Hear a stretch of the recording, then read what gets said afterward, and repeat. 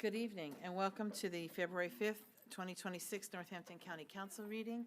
Ms. Terry Thadam will introduce the Pledge of Allegiance. I pledge allegiance to the flag of the United States of America and to the republic for which it stands, one nation, under God, indivisible, with liberty and justice for all. Thank you. Could we please have a moment of silence?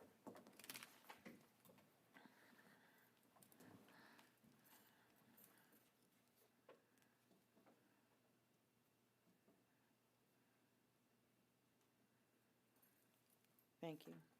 Chef Niski, will you call the roll? Mr. Billette? Here. Ms. Fadum? Here. Bonnie? Here. Mr. Holland? Here. Yes. Here. Oh, I thought you said me. That's okay. Mr. Kraft? Mr. Kayyum? Yes. Barbara Hefner? Yes. Mr. Warren? All present except Mr. Kraft and Mr. Warren. Ms. Keegan by phone. Thank you. Next, could I please have a motion to approve the minutes of the January 22nd, 2026 meeting? So moved. Second. All in favor? Aye. Any opposition? Thank you. Next, we have courtesy of the floor. No one has signed in this evening, but is there anyone who wishes to speak to courtesy of the floor? We have the opportunity to address council for 5 minutes. Hearing and seeing none. Ms. Zirinsky, do you have an executive report?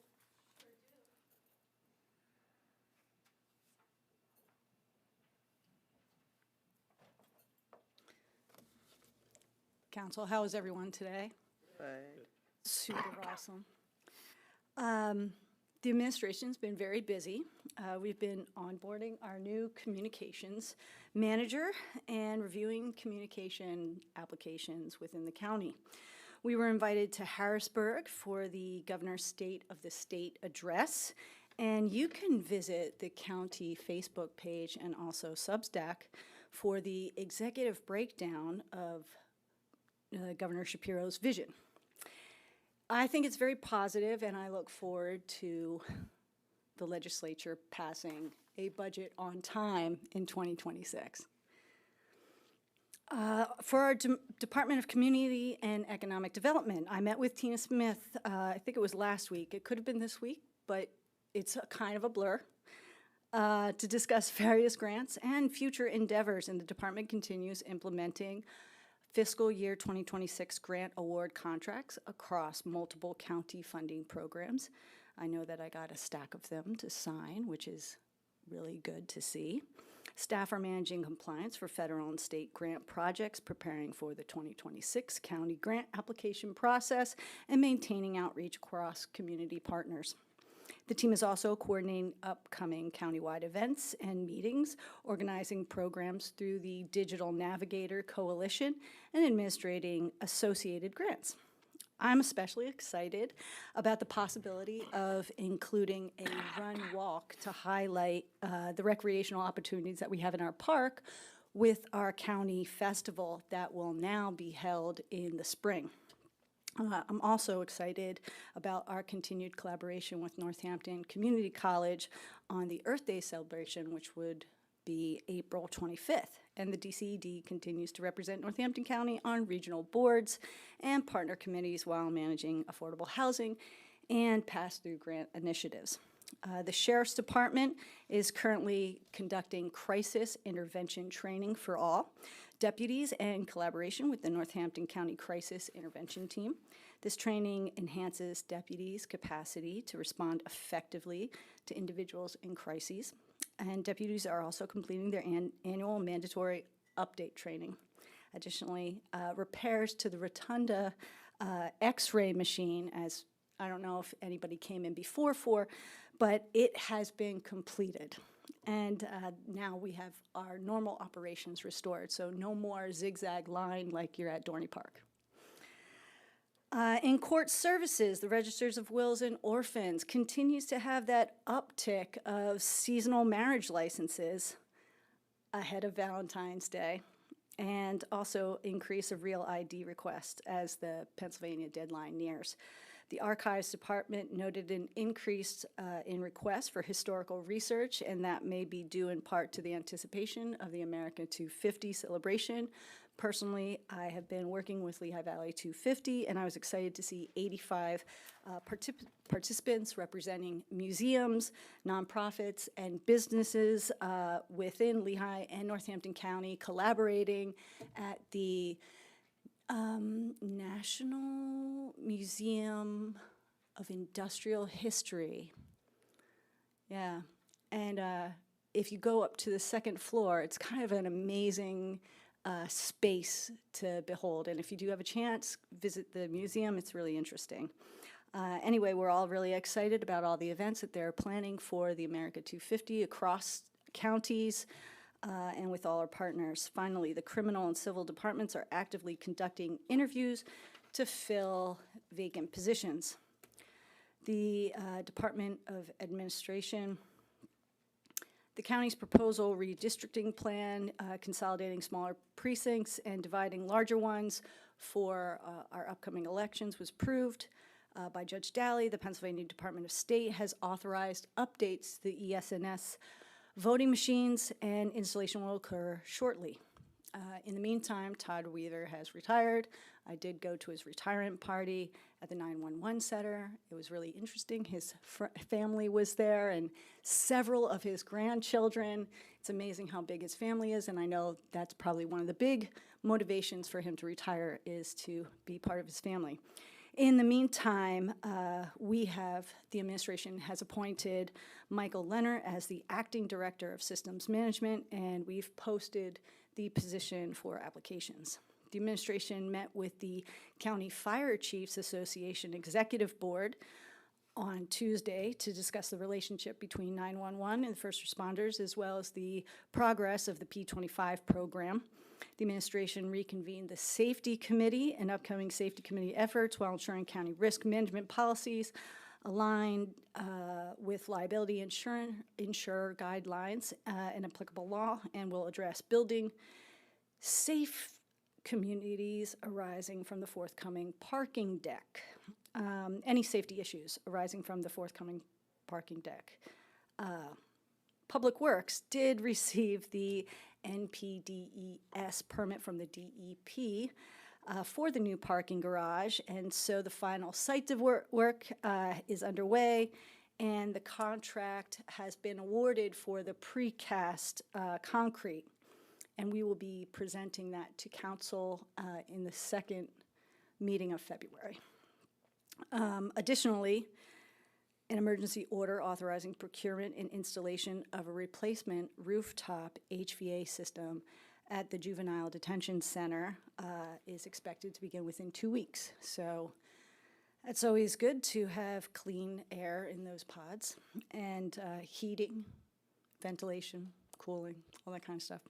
Parks and Recreation staff responded rapidly to the recent snowstorm. I'm sure we're all just loving the piles of snow and navigating through the streets of Easton and Bethlehem and all throughout the Lehigh Valley,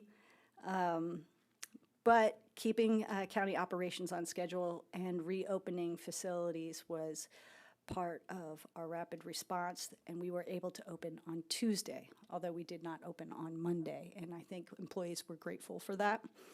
The Parks Division also secured a $150,000 DEP Growing Greener grant for stream restoration projects at Wayne Grube Park and Monocacy Meadow, with design and permitting in 2025 and construction in 2026.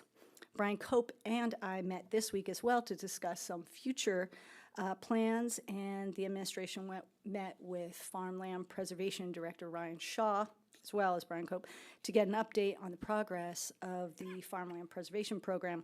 I was really excited to see that he has streamlined that process too, and offering rolling applications throughout the year, and this has allowed him to not only clear the list, but also get more properties on the list. In the coroner's office, he continues to manage a consistent volume of investigations due to the confidential nature of his work. We can't always give you all the details, but I would like to emphasize that the Home Rule Charter and the powers granted within the within the executive, myself, to appoint the coroner differ from the other counties who elect their coroner and require certification of the appointment from the governor, as the state is empowered to certify the election. So I know that you got some sort of correspondence. Just want to clear that up. I think our DA also wrote a really nice letter, and you should check that out. If you have any questions, we will address that with Barbara Bardos, who is here today from the solicitor's office, as Melissa Rudas is on vacation. I hope she's enjoying that somewhere that's warm, right? Okay, and the Department of Human Services. God love those people in human services. They are working so hard to keep their heads above water, you know what I mean? DHS continues providing essential services in mental health, drug and alcohol, and children and youth and family programs. Current priorities include Gracedale operations and planning for upcoming community events, and other updates about Gracedale will be provided during new business as per your crest, number 4 on your agenda, right? As mentioned previously, Developmental Programs is planning a celebration for the 20th anniversary on March 25th at DeSales University. Mark your calendars. The Area Agency on Aging will also host the Outstanding Senior Award Ceremony, which will be held on April 23rd at 1 p.m. at the Schrin Center.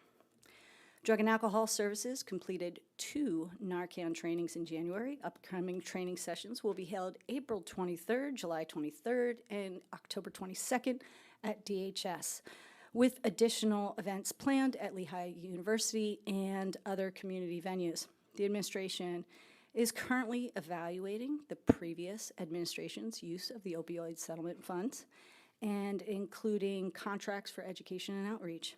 Currently, the RISE mobile unit has scheduled outreach visits throughout February and March at Bethlehem Emergency Shelter, Greater Shiloh Church, and the Bethlehem Public Library. The Veterans Affairs is preparing to implement the Columbia Suicide Severity Rating Scale in 2026. Our Northampton County Jail, the new Corrections Academy begins February 16th of 2026. In January, 16 inmates were placed directly into inpatient treatment facilities. That saved us 580 bed days and approximately $107,996 in operating costs. Director Lawrence is reviewing staff operations, morale, and procedures to enhance the efficiency and security within the prison. We're certainly fortunate to have her on our team, and she has really hit the ground running. Yesterday, a lockdown was imposed at 4 p.m. following discovery of 2 makeshift weapons on Unit B4. Searches were conducted and the lockdown was lifted. And the following morning, after the situation was occurred, Director Lawrence also personally toured the unit and continues to implement measures to rectify the situation in the future and ensure timely reporting. The Office of the Solicitor continues to manage tax appeals, several settled via stipulation, and advancing review of easements pending council consideration within 30 to 45 days. All active litigation is being handled expeditiously, including recent dismissal with prejudice of a 2023 case against the county and several affiliated departments. The office also continues to respond to right-to-know requests, including one from the ACLU regarding ICE cooperation policies. A time extension has been filed due to the scope of the request, and additionally 4 magisterial leases and several department contracts have been reviewed and approved. Our human resources continues to recruit, onboard, and support employees across departments, including the new council solicitor, right? I hope you had a positive process. Excellent, thank you so much. Testing and recruitment are active for 911, telecommunicators, and corrections officers. HR is reviewing safety policies through the safety committee and coordinating employee wellness initiatives to expand programming countywide. Finally, the Department of Fiscal Affairs is finalizing the 2025 fiscal closure and managing daily transactions. Vendors have received their 1099 forms in January, while the assessment division processes homestead applications through March. So get your homestead application in. Tax payment systems have transitioned to 2026 collections now. We've interviewed 2 candidates for the Director of Fiscal Affairs, but in the meantime, we have appointed Brandon Dunstein as the Acting Director of Fiscal Affairs. He's been acting for a while, but now we just made it official. So there's no more acting, now he is, right? So anyway, we're still looking for a fiscal director, so anybody, not just anybody, we're looking for somebody with some skills. So we're putting it out there into the universe that we need a very skilled and creative fiscal director that understands government finance, and we will evaluate the applicants that we have, and hopefully we will get more. In closing, I really appreciate the council's continued collaboration, and as we move the county forward, I hope that we can have a productive 2026. Thank you, respectfully. I'm done with my report. Are there any questions for Ms. Zirinsky? The redistricting proposal that's been approved by Judge Daly, could council be provided a copy of that? I'm sure you could. Right? Is it on the county website? Not yet. Not yet, but it's gonna be. Yeah, it's Yeah. gonna be. It's pending. We just did it. Hi. Give it some time. Hi, everybody. It still needs to be approved by the state, which should happen any day now because it was submitted to the state in advance as a, opportunity for them to get comfortable with it and get used to it. So we expect the state approval to come within a few days, and we are working on our communications plan as to how we get this information out. We know it's going to be very important for candidates because, people who are especially running for party committee positions, which are precinct-based, with the changes in the precincts, that's going to be tricky for folks. So we're trying to figure out the best way to get all this information out to these folks. Obviously, voters will get, who are affected by this, will get new voter cards. So that will be one way they will find out, but we're going to try to find other methods to get the word out. That was going to be my next question, so thank you. Could you highlight some of the changes for us? I mean, they're obviously proposed and Yeah. processed, so. I don't remember them all by far, but for example, Lower Nazareth is going to go from 2 precincts to 4 precincts. Upper Nazareth is going to go from 2 precincts to 4 precincts. The consolidations are more in the cities, so there's some consolidations in Bethlehem and Easton. I think might be one in Bangor. And then Forks is getting additional precincts. So that's what I remember, but I'm not going to say to you that that's an exclusive, complete list. Yep. That's just what we have now. I know that my precinct is moving. I can't vote at St. James anymore.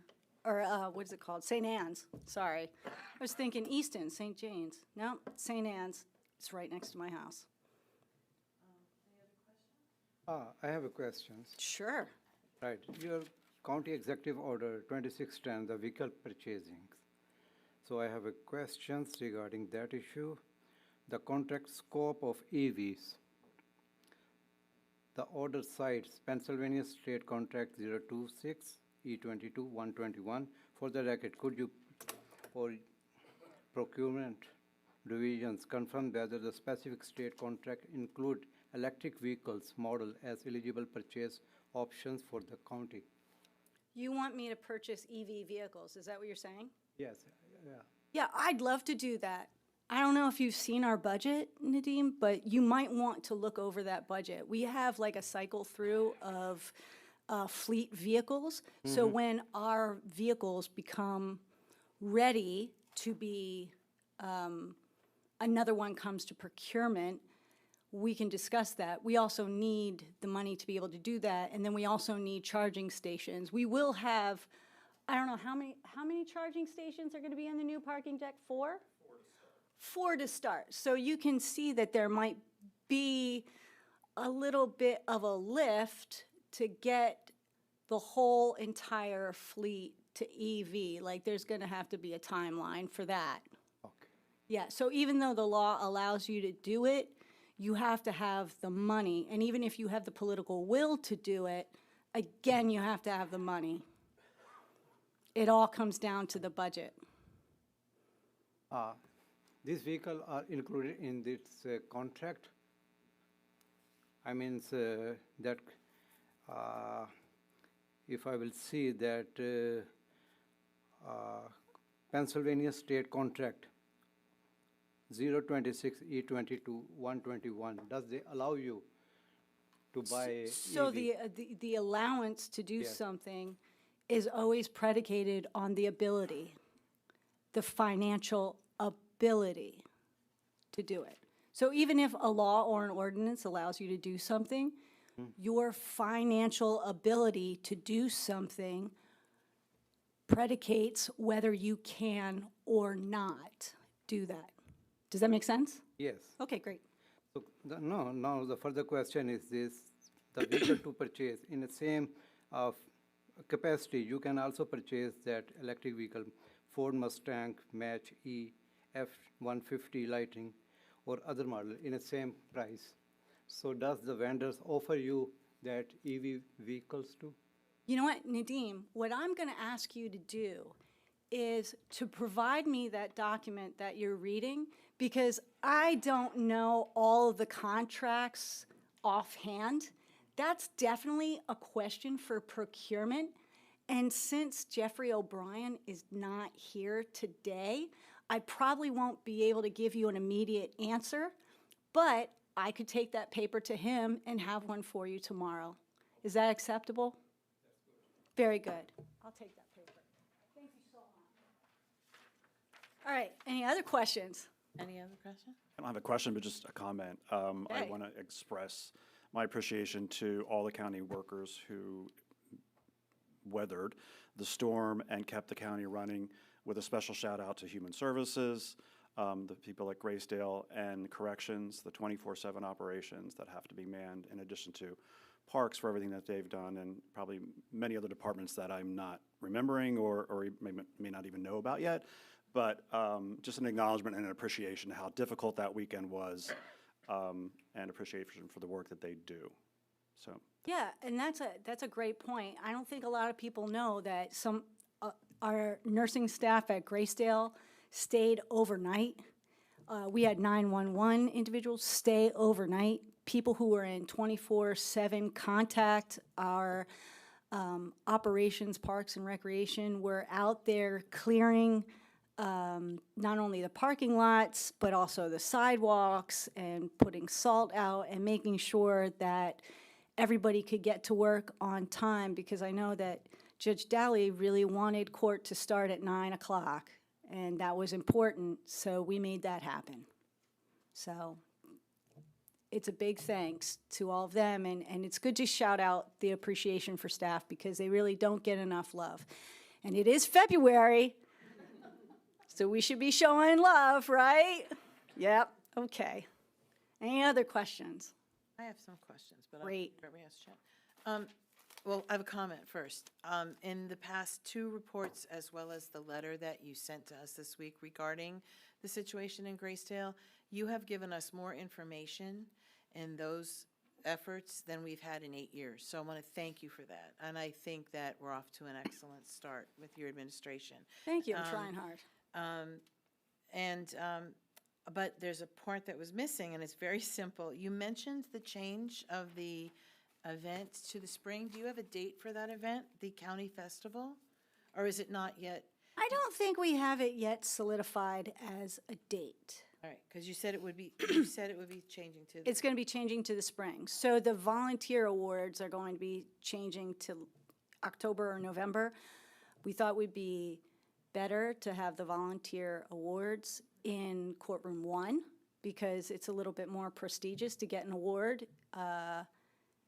You know, with your family, you're not standing in the rain. I don't know if anybody was at the county festival this year, but it poured. Yeah, and I felt very bad for all the individuals and their families who had to wait till their name was called and they're standing in the rain. So courtroom 1 might be a better place for that venue, and people who run don't mind getting wet. You know, they're outside anyway, right? So you are definitely moving it to this spring, though? Yep. Okay, so you'll let us know when that's happening. Sure will, and Tina is on that.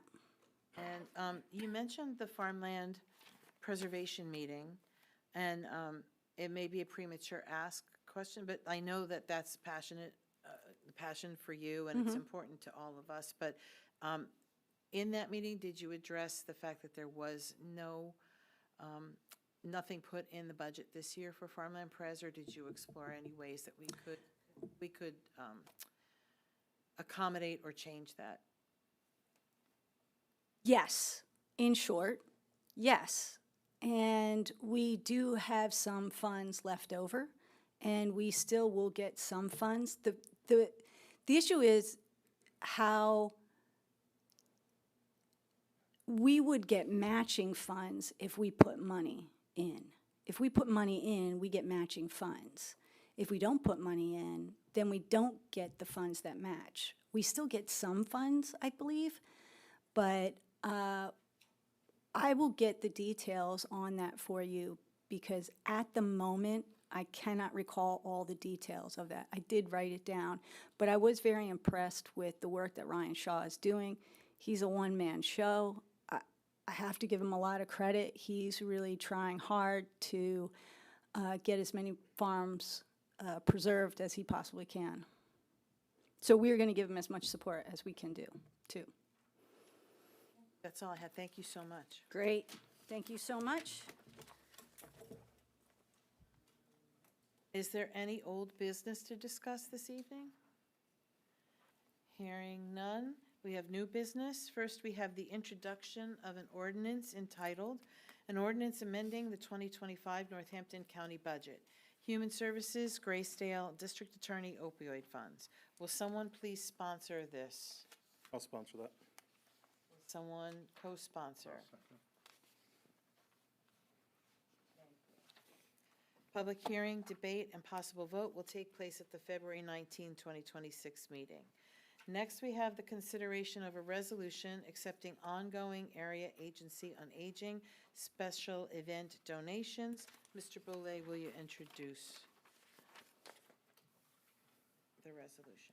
Whereas pursuant to Home Rule Charter, Section 202, County Council shall have, among others, the following powers: to accept on behalf of the county any gifts of real property and to provide for the acceptance by any agency on behalf of the county of other gifts. And whereas the Department of Human Services Area Agency on Aging Division, AAA, has requested to be allowed to accept donations to be used for special events organized by the AAA Advisory Board, including for the Outstanding Senior Awards and Centenarian Luncheon on a continuing basis.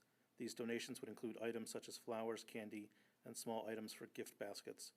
Now therefore be it resolved that the Northampton County Council hereby authorizes the Department of Human Services, AAA, to accept donations on a continuing basis to be used for special events organized by the AAA Advisory Board. Thank you. Is there any discussion? Call for the vote. Mr. Gillette, Yes. Yes. Holland, Yes. Ms. Keegan, Yes. Mr. Kayun, Yes. Barbara Hefner, Yes. Yes. adopted by a vote of 7-0. Next, we have consideration of the 2026 CCAP Priorities Resolution.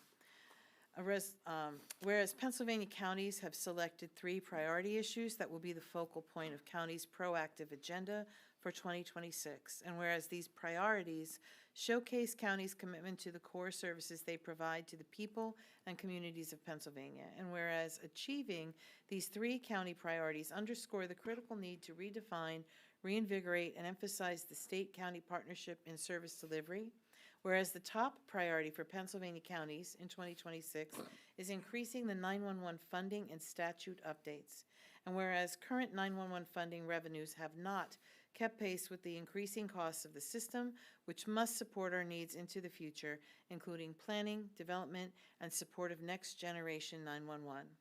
Whereas Northampton County has funded a portion of our 911 system costs, which are being used for enhancing public safety, supporting next generation 911 initiatives, maintaining consistent funding for emergency management services and infrastructure upgrades.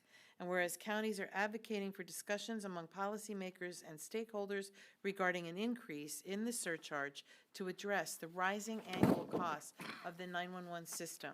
These costs include expenses related to personnel, cybersecurity, the long-term capital projects necessary for counties to ensure the system's reliability and sustainability. And whereas counties are urging a modest increase of 911 surcharge to $2.20 to ensure the sustainability of emergency communication services.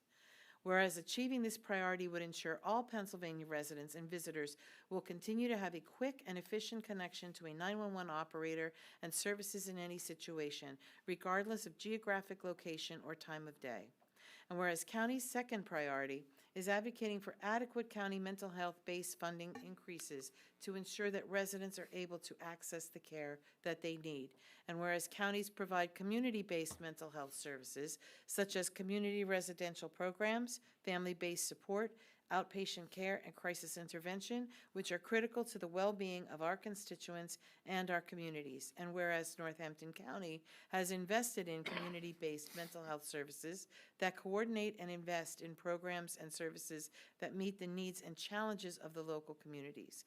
Whereas county's third priority is assisting the conduction of timely property reassessments to ensure fair, equitable taxation across all communities, and whereas timely reassessments are essential to a stable and dependable tax base that adequately funds the critical services counties and local governments provide.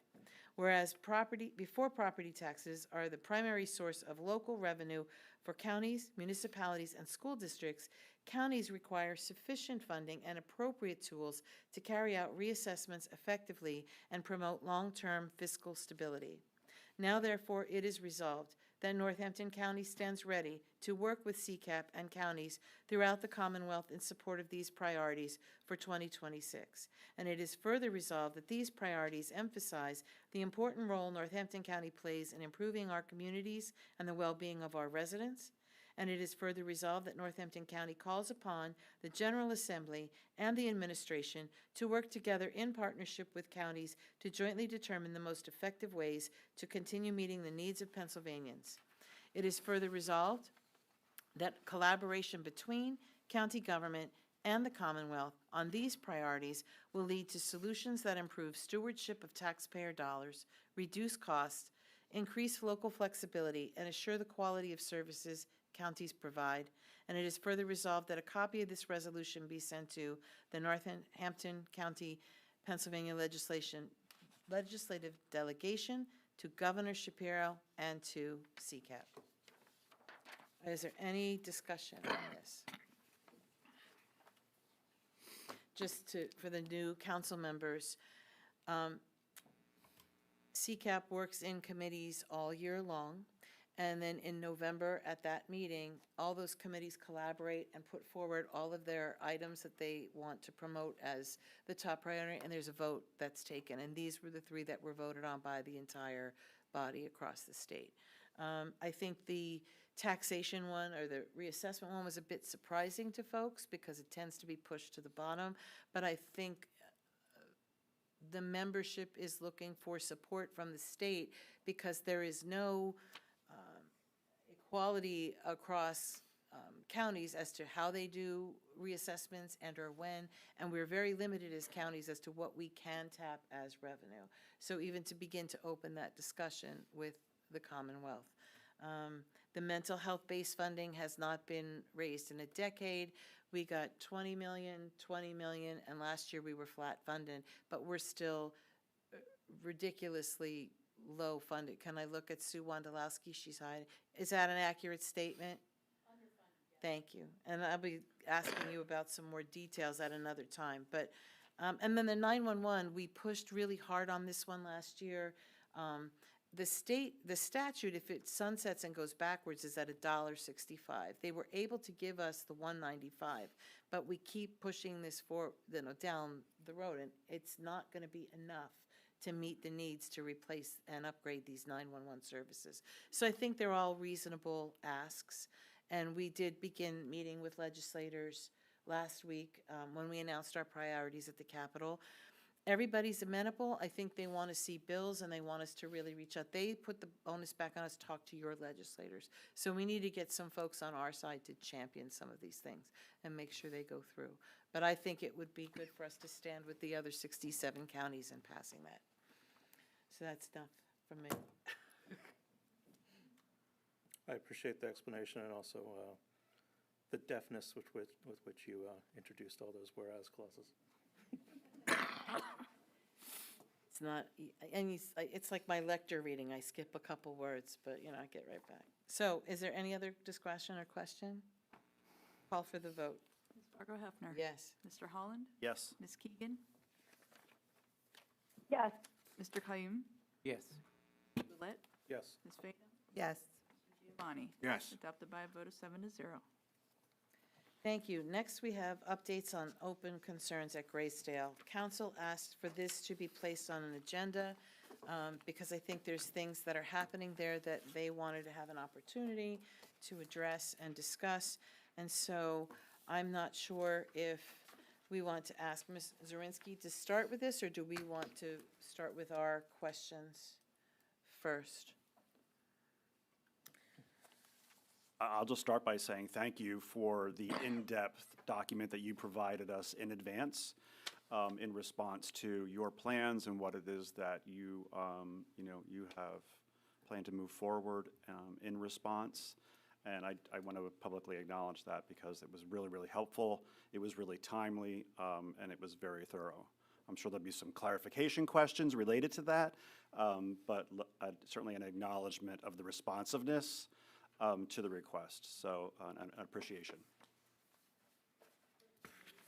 Oh, sure, yeah. Yeah, sure. And I think while you're coming, I want to make clear that council's intention is absolutely not to impugn anybody or to indict anybody, but really to gather information and have a public discussion about what's happening. No, we've actually prepared somewhat of a presentation for you. I mean, we're not talking about a PowerPoint here. We didn't get that graphic, But I would like to invite Sue Wondolowski up here to speak first about the status of Gracedale. Is that okay? Yes. Is council, yes? Yes. Absolutely.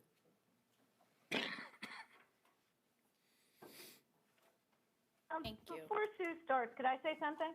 Yes. I just want to say, Tara, that I appreciate all the information you have given us, and I'm saddened to hear that Ms. Fargo Hefner wants to say that the last administration did not provide effort over the last 8 years, when the last administration did stand before us month after month for hours giving us information for Gracedale. So I didn't want, I'm sorry if anybody was personally offended by that. Well, I wasn't referring to Ms. Wondolowski. No, I think I made my comments clear. Communication was the word I used, and I appreciate that. But go ahead, Sue. Thank you. So I actually have a, really just like a statement or a memo that I wanted to read. It just is, for me, easier to get it, all of the information to you succinctly. So as you all know, the healthcare environment has been very challenging in recent years, and those challenges have, of course, only increased post-COVID. We've talked about that a lot. These challenges have been especially felt in the nursing home environment, and of course, Gracedale is not immune from those challenges. We have faced increased regulations, nationwide staffing shortages, especially amongst the nursing staff, and more residents with complex mental health and behavioral difficulties, of course, following the closure of the state hospitals. So in an effort to be transparent with council, this memo provides an outline of the issues we have faced over the past 10 months and the resulting regulatory consequences. As you all know, Gracedale was recently downgraded to a 1-star rating on the Medicare Compare site and granted a 6-month provisional license by the Pennsylvania Department of Health. These are not good outcomes, and we do not intend to gloss over that reality. But we have made substantial progress in rectifying those particular issues and situations and in laying a strong foundation for a better future. And we do think that some context for what has happened will be helpful for council and for the public. I know we've talked about this in the past, but over the past 10 months, Gracedale has been visited by the Department of Health 21 times. 21 times. Some agencies see their Department of Health once a year, sometimes a couple times a year, a few times a year, 21 times. One of those visits was for our annual licensing survey, which of course everybody has. Of those remaining 20 visits, 12 resulted in no deficient practices. 8 of the visits did result in deficiencies. Of the 8, 4 were the result of staffing deficiencies. So New Year's Day and some Sundays, we fell a little bit short for what the minimum staffing requirements were. So that was 50% of the citations, just about. Unfortunately, 5 of the surveys or unannounced visits from the Department of Health resulted in deficiencies related to resident health and safety concerns, including a case of nurse misconduct. Obviously, the couple of you from council last year, we certainly talked about that even publicly, and I'm sure the rest of you have seen that in the paper. 2 elopements, which is defined as the departure from the facility without authorization, right? So it doesn't matter if it's the parking lot, it doesn't matter if it's a mile away, that's what an elopement is from the nursing home. 2 resident-on-resident encounters, some physical altercation, and 1 discharge against medical advice. Since these issues contain HIPAA, personnel, and legal matters that could involve litigation, I know the county executive will be requesting an executive session if council has more questions about the specific details of those that we don't cover in the rest of my memo and Mr. Rensky's comments tonight. We take every incident seriously and complete thorough investigations. There's a risk manager at Gracedale who that is her only job is to investigate, and on top of that, Ms. Morton and or myself also will participate above and beyond that to ensure that we're comfortable with those results, although they're great with that. We address personnel issues and follow through on appropriate consequences. We also look at policies and procedures to identify potential gaps and update the policies and procedures to close those gaps. We have submitted a plan of correction to the Department of Health for each of the deficiencies that I mentioned. All such plans of correction have been accepted and fully implemented, except the one related to staffing.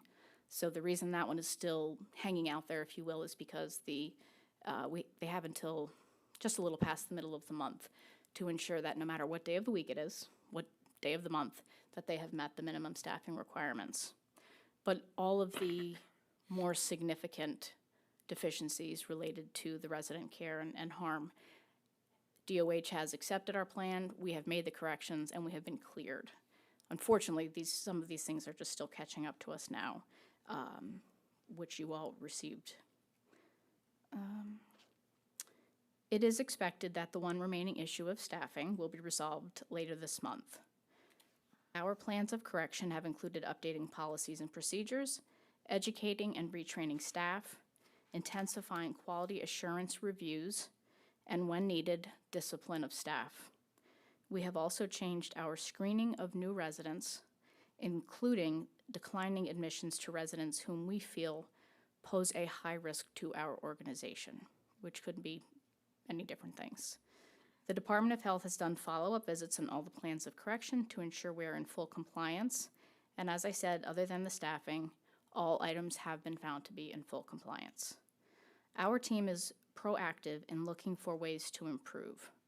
Similar to what we've done for the last few years, Gracedale is having a mock survey coming up in February in which an outside contractor We're continuing to use Affinity because they're familiar with Gracedale. We'll complete an evaluation to help us identify any potential areas of noncompliance so they may be corrected as part of our quality assurance performance improvement activities.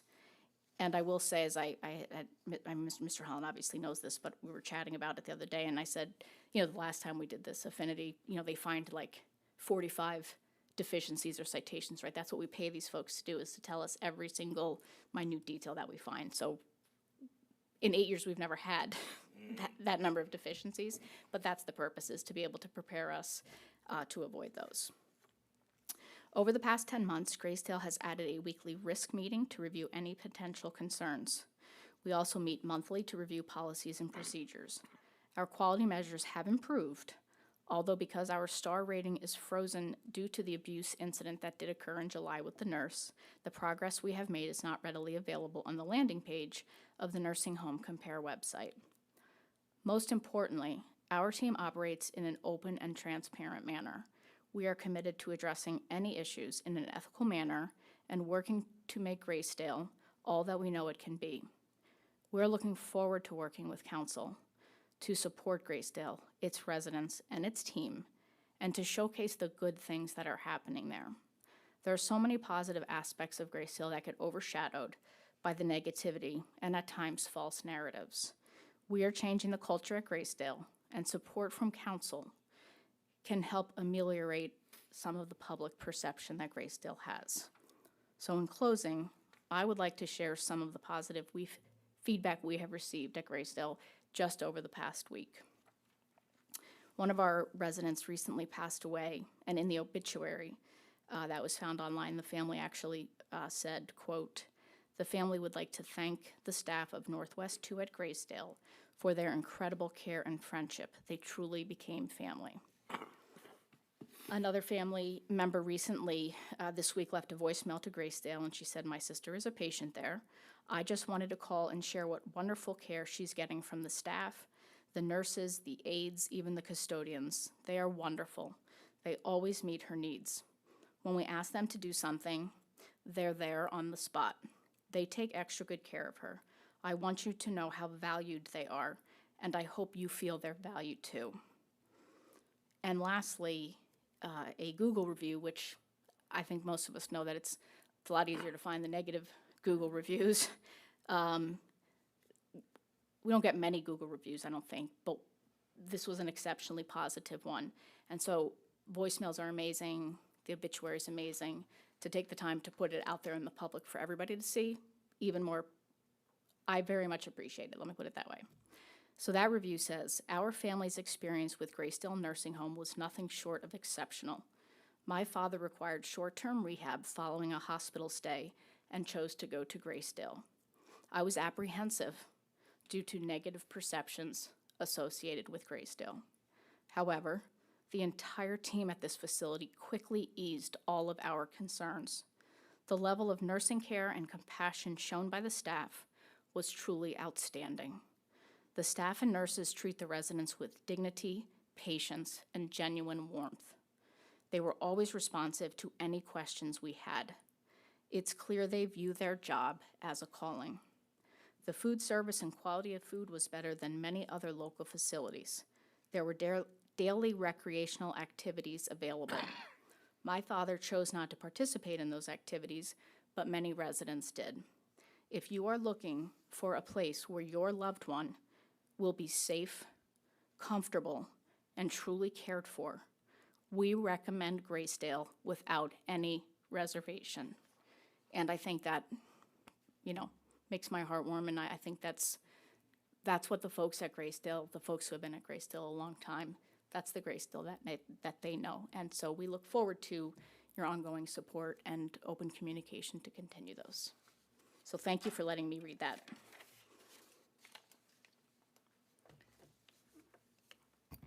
Thank you, Sue. And I want to add two things.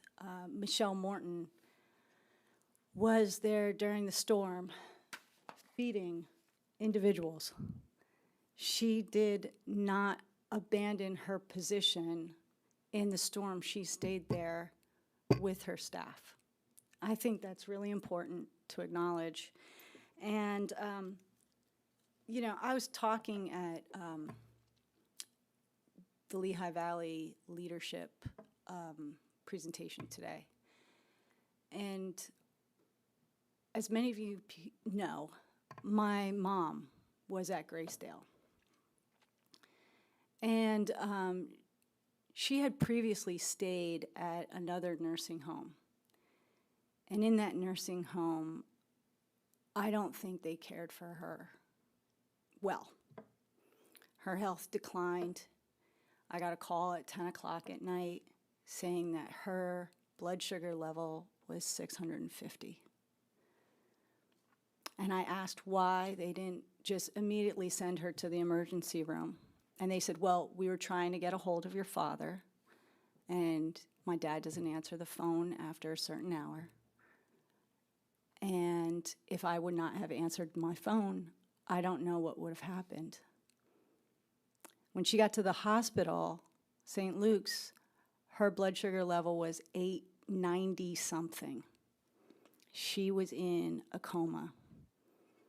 We even gave her her last rites and thought she was going to die.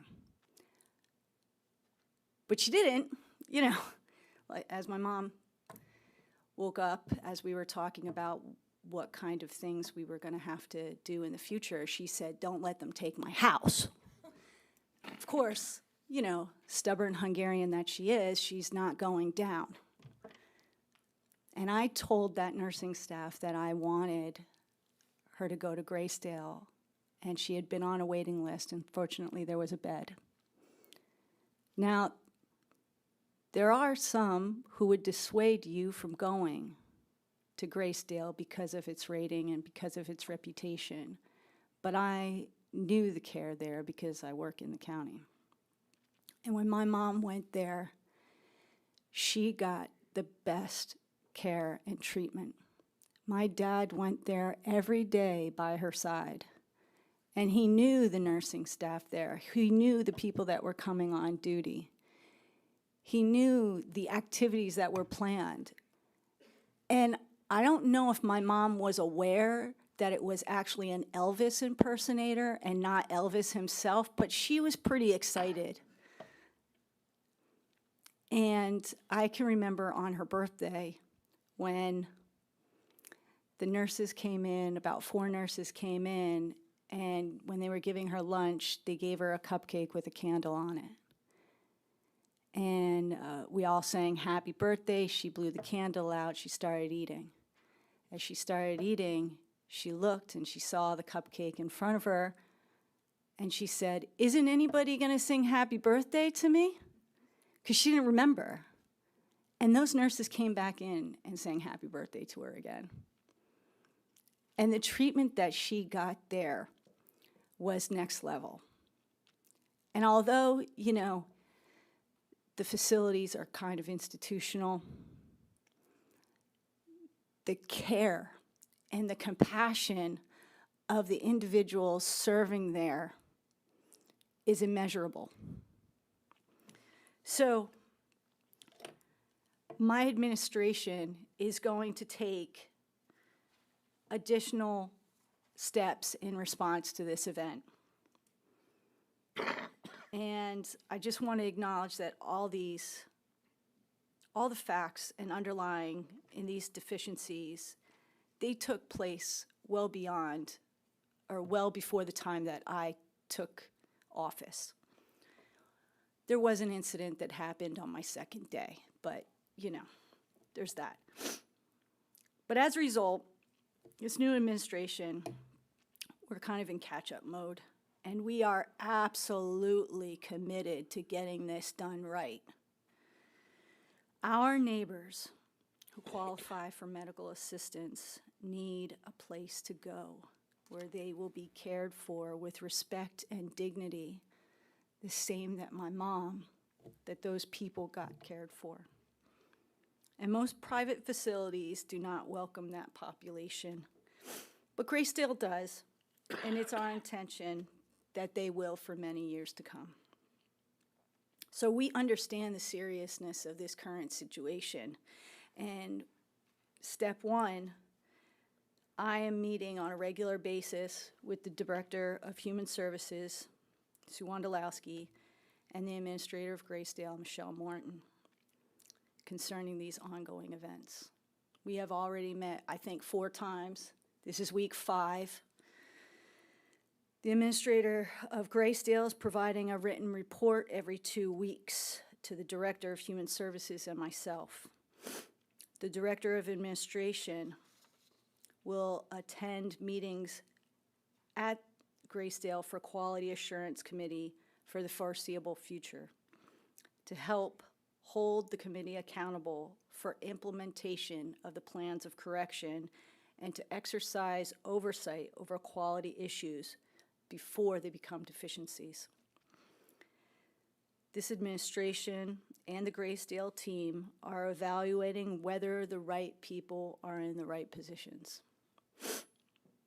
The administration, myself, has asked the Gracedale team to arrange a sit-down with the nursing staff, master administrator, to delve deeper into the vetting of nurse services, contractors, and their staff, on-site training, and the scheduling of nurse staff.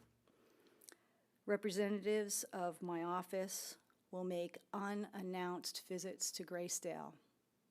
I myself will make unannounced visits to Gracedale.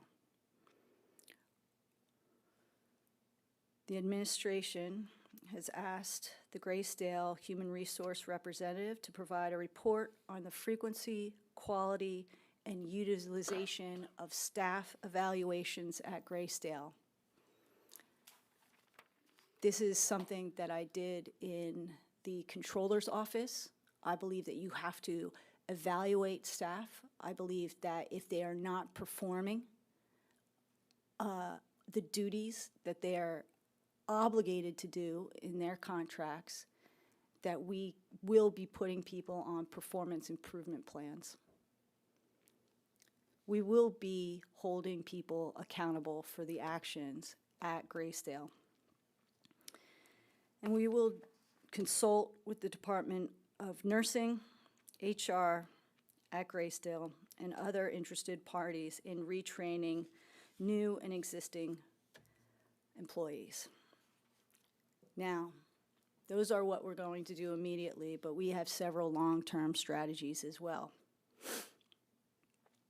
The most important of which is to make Gracedale more financially sustainable, attractive to potential residents, families, and referral sources, and to provide a higher quality of care.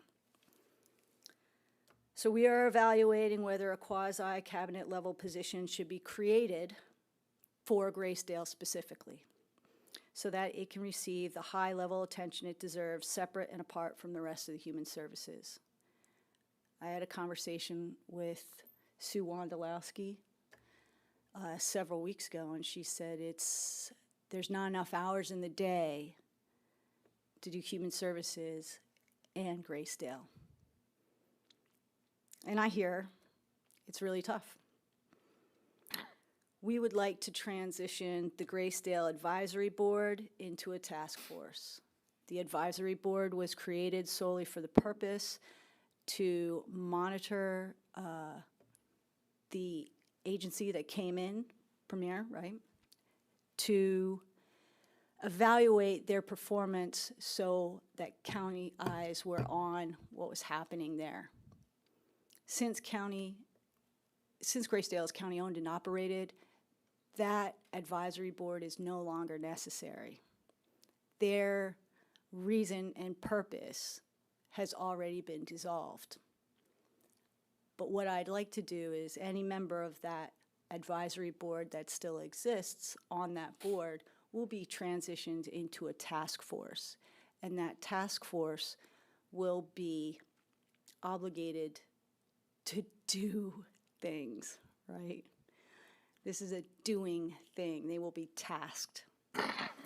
Looking at ways to increase the capabilities and the impact of the 501c3 that currently exists, Friends of Gracedale, or to create a new one to pursue grants, sponsorships, planned giving, that kind of thing. We also want to make additional on-site services such as dialysis available, capital improvements to rehab portions and to raise income potential, capital investments in other parts of existing structures, opening the daycare to other county employees and/or the public, partnerships with other healthcare providers such as health networks, possibly regarding services and facilities, etc. We would like to assign to Gracedale a financial overseer who would focus on raising revenue, reducing unnecessary cost, and overall financial strategy. We believe that the savings created by having fiscal oversight directly at Gracedale would more than pay for that position. We'd like to consider adding other levels of care, such as personal and supportive care. Evaluate the benefit of bed sales or possibly of reappropriating those beds to supportive care. Looking at the use of all on-site facilities and undeveloped property, financing of new structures. Procurement is currently analyzing food purchasing and inventory. We've asked the question, is food being overpurchased? Are we getting the discounts that we are seeking? We are evaluating that right now.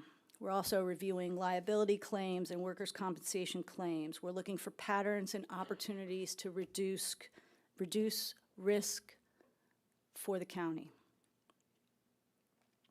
We're evaluating liability insurance, providers and reporting, or the lack thereof.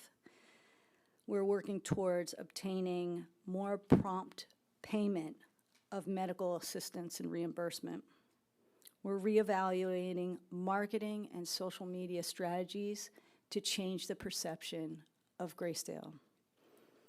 We're building relationships with new referral sources and repairing existing referral source relationships.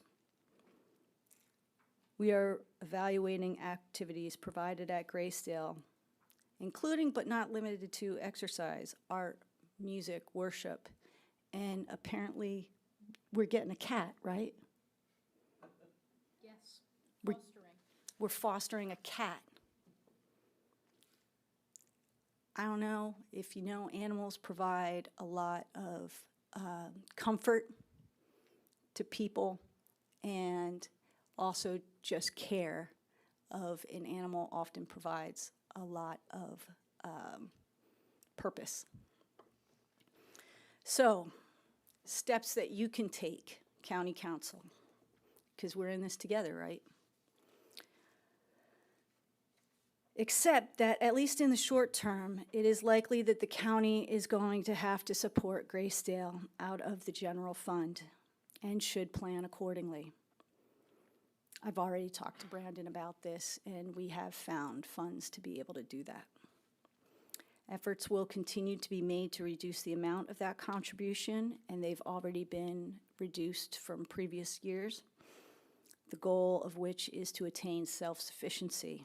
But the financial hole that has been left to us is huge, and it's too big to climb out of quickly.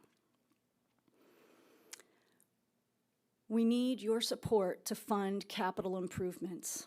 Gracedale's facilities are aging rapidly, and they have not been consistently invested in and are not up to the current quality of expectations of nursing home services for consumers. In many wards, residents are 4 to a room, and that's no longer the standard. Capital improvements are long overdue, both from an infrastructure, quality of care, and aesthetic perspective. In this regard, we recommend that council members take a tour of Gracedale so that you can see for yourselves. The administration will help make arrangements for any council member who is interested. We would like you to pass a resolution to ask state and federal agencies, officials.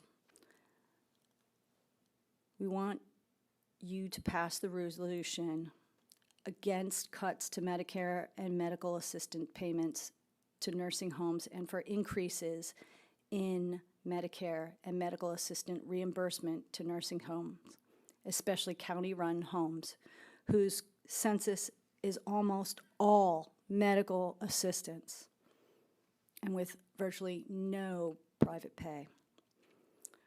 We are asking you to pass a resolution to ask state and federal officials for capital improvement funds similar to the capital improvement funds established for school districts for county-owned nursing homes. We ask that you promote Gracedale as a viable option for Northampton County residents. And one way this can be done is by amplifying the county's social media regarding Gracedale. And now,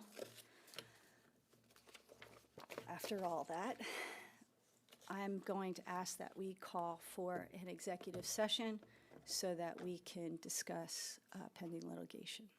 Can Other I issues. ask that council be allowed to ask you questions before we do so? And then Sure. I'm happy to entertain it, because I think they may have some or more questions on what you've said. Sure. It was incredibly comprehensive, and thank you for that. Does anybody want to I start? have a question. It's more of an ask, but first I want to thank you both for your immediate attention to these items. The only ask that I have is that, would it be possible for council to get copies of the Gracedale Plan of Correction in your office's Plan of Correction? That is it's public, Oh, yes. Anything public can be made available to you. Anything that is not public, we cannot make available to you. Sure, absolutely. And then what about the report every 2 weeks that you mentioned that Michelle Morton will be doing? Will we be able to get a copy of that as well? In part, I'm sure, unless there's anything that we can discuss it during executive session. Okay. I have a question. So information that is available to you will always be available to you. You just have to make the request. If we are not able to give the information to you because of some law or HIPAA or some other requirement, then we will tell you that we cannot make that available to you.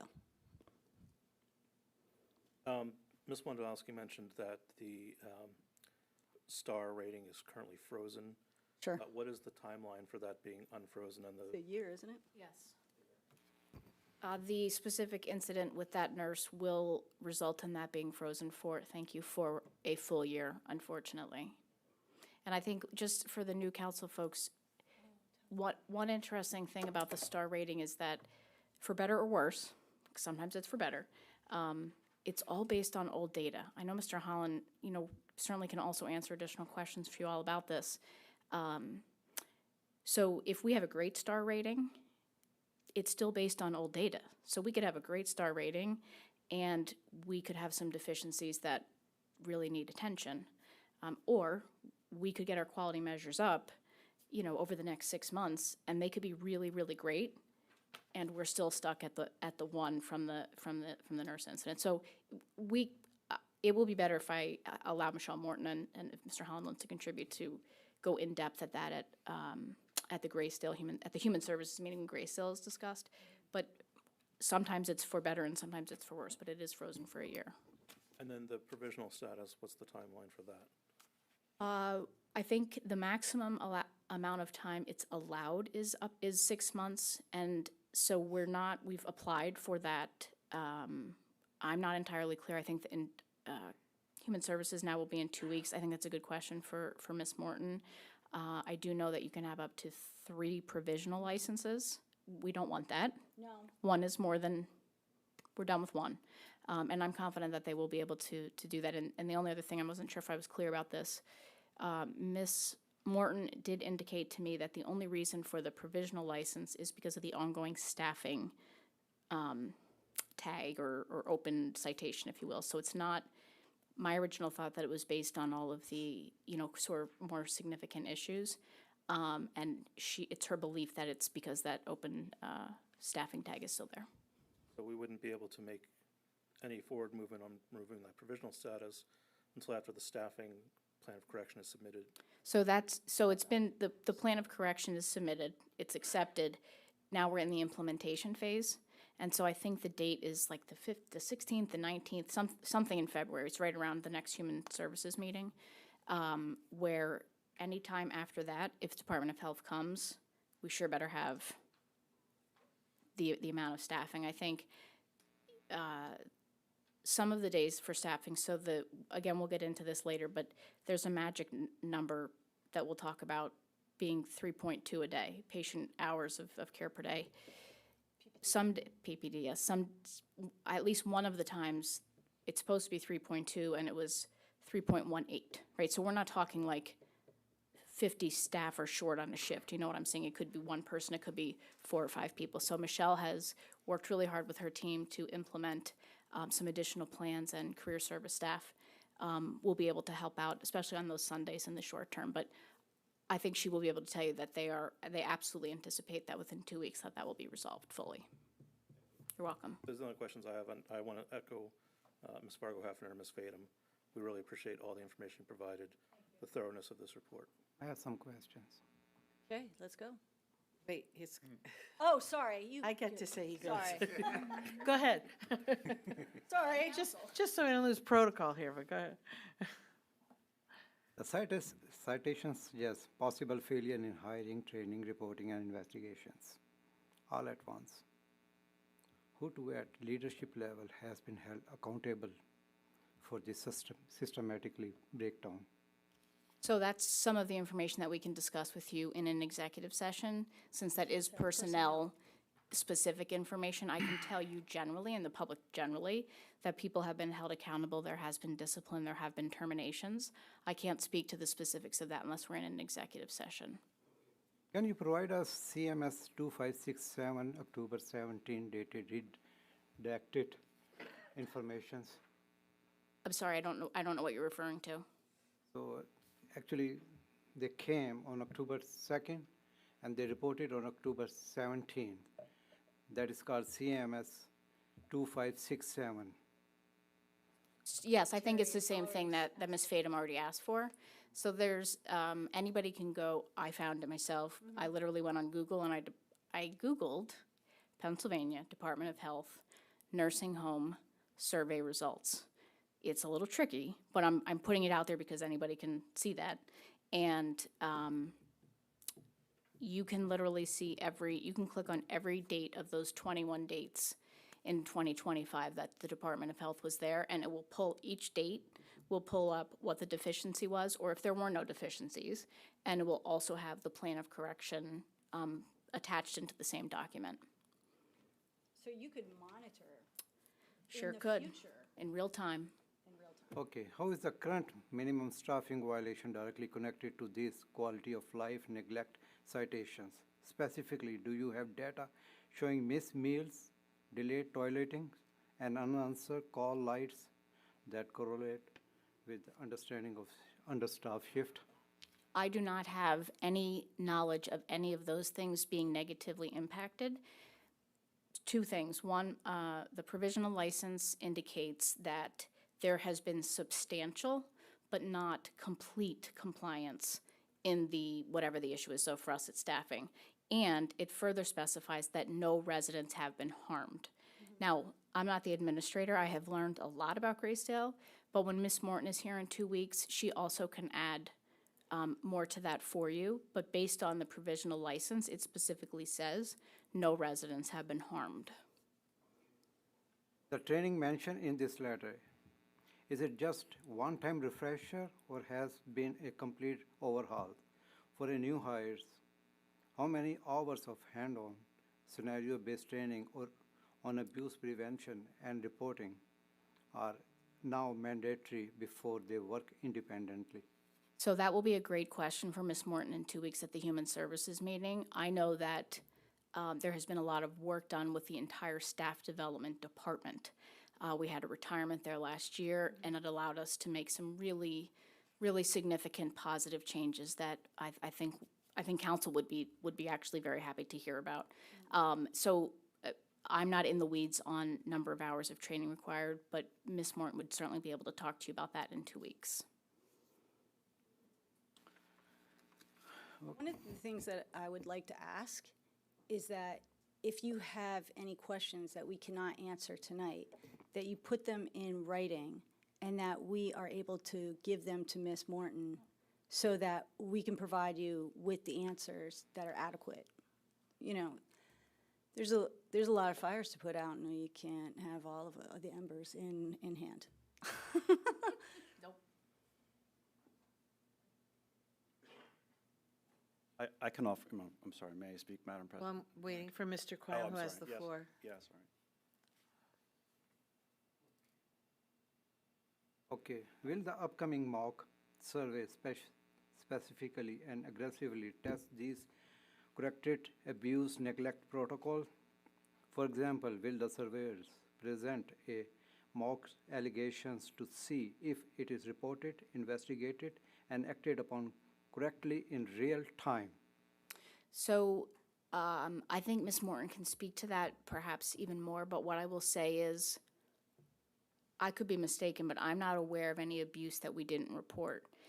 The nurse abuse incident that happened in the summer, one of the things that was frustrating for us is the Department of Health came, they issued the citation, understandable. We appealed it, we lost the appeal,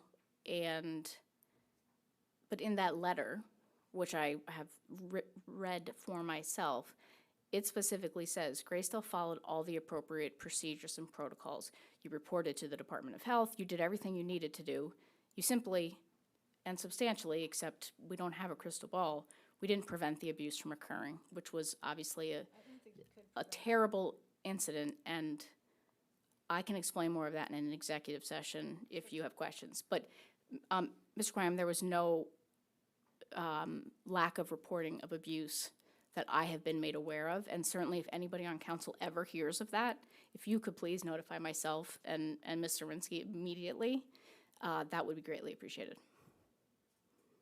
Okay, for class C2, 3, 8, on protecting residents during investigation, what is your new non-negotiable protocol? Does it immediately remove the accused staff from contact with all residents, or just the alleged victim?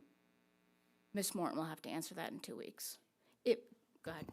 If you have, I guess my only other ask too is and I think you said this last time, we want to be able to come and answer your questions. So if you know you have specific questions like this ahead of time, if you have the ability to send them to us so that we can have the information here, that's great. If not, I don't ever mind saying I don't know the answer to something and that I will get back to you. I also know that can be frustrating. Yeah, and it's not just that we might not have the answer. We don't necessarily have the reference of C2 dash whatever. Like, I don't have that stuff memorized. And that would be great to do if I had decades to do that, but I do not. So if you have questions that are that specific, that you want to drill down on policy, give them to us ahead of time, because then we could definitely drill down, and I'm happy to give you that information. Absolutely. Yes, for this violation, I have to study federal law and regulations, then Pennsylvania state statute, then Pennsylvania state regulation and details, and legal procedures. That 4 laws, I will have to read that. Then I have to see that, each violations. So how many violations you have? 7 or 9? I believe that I can check my notes, I believe my report said that there were 8. About half were for staffing shortages, and the others were elopements and the nurse abuse case. So biweekly report from the administrator. Will they include specific metrics on incident reports, investigation outcomes, and staff compliance with the new training? How will council and public access a summary of this data to verify sustained improvement? I'm not sure I caught that. Again, I think we already answered Ms. Fadum in saying that we can make that available to you. Anything that is available to the About new public, we training. can make it available to you. Okay. We- Training, we can tell you that when Ms. Morton is here, yes, Yep. absolutely. And in the meantime, you can literally go to Gracedale and make a appointment, go tour the facility, ask questions, you know? I mean, we're trying to be as transparent as we can. Okay, given the severe nature of this freedom from abuse and neglect violation, what would you say to a family member who is now terrified to leave their loved ones at Gracedale? What is the one concrete change you can point to that proves this will not happen again? I honestly think that we have to talk in executive session about this because no one's missing the gravity of this situation that occurred, and it's a once-in-a-lifetime event. There is no way to prepare for something like this. There is no way to assuage the concerns of somebody that this will not happen again, because we couldn't even anticipate it happening the first time. So that is a very difficult question. And the only thing that I could say is that we are deeply concerned. We have put protocols in place so that that can never happen again. We changed contracts, changed providers so that we have more control over who is working in our nursing home. And what I can say is we will do everything on earth to make sure that doesn't happen again. Yes. Do you have any other questions, sir? Mr. Giovanni? Just one question for Ms. Montowski. The provincial license, when did that start? When did you get that, October? No, the provisional license was just received it's February now, so January. And the application was, every year you have to like reapply for your license. So that application was submitted with a licensing fee of $400. That, I think it was, is today Thursday? I think it was this week. Okay. So then from January. So you're looking at, 6 more months, so we got till June? I'm not clear, Ms. Morton, and if Mr. Holland doesn't know, Ms. Morton can probably tell you in 2 weeks. I'm not sure if we now rely on DOH to come back and, like if DOH comes back on February 28th and staffing is totally fine on all the days, I don't know if that starts the process of, moving back towards a full license. I don't know that. Ms. Morton would be able to tell you that. No, But a maximum of June, yes. Right, but just say general, Sure. 6 months. No more than 6 months, that's all it can be, yep. So you're looking at July? Yeah, by the end of July it would Okay. be, And I just wanted to confirm general. That's yes, all I wanted. yep. And I know the 1-star rating's frozen for 1 year. It's already said that on the website. That's not. Yes.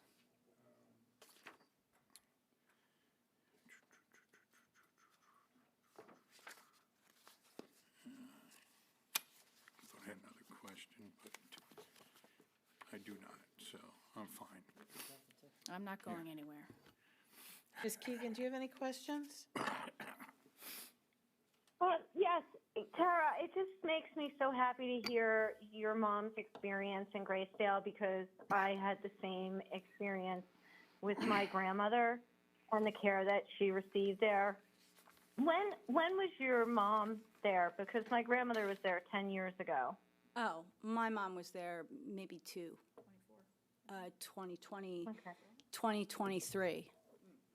Something like that.